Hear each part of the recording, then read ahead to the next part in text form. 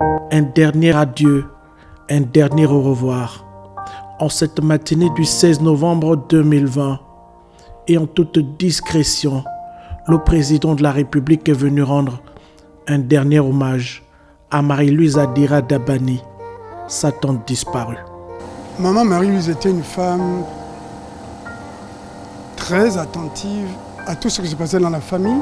C'était une maman protectrice parce que maman ne ratait jamais une occasion, non seulement de nous faire des remontrances, mais nous protéger s'il y avait un problème.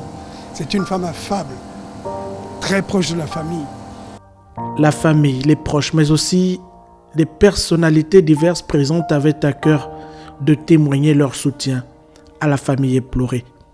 Une très belle image de ma petite sœur.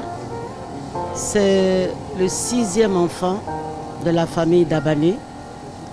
C'est une dame qui a beaucoup vécu dans la paix. Elle a cultivé la paix autour d'elle. Elle l'a semée.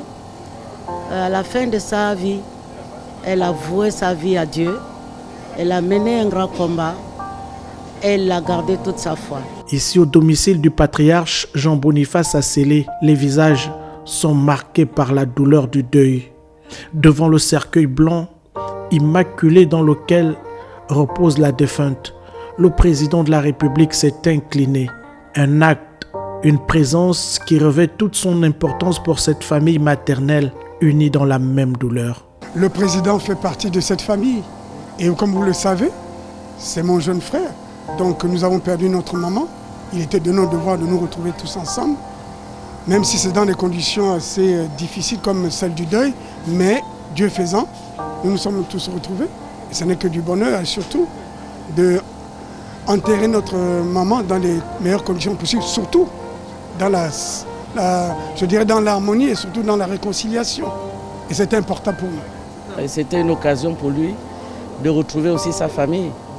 Vous savez, avec tout ce qu'il a vécu ces derniers temps, c'était un moment très important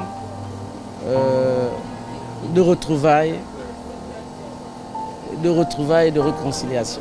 La délégation de la présidence de la République, conduite par le secrétaire général de l'institution, a également rendu hommage à la disparue.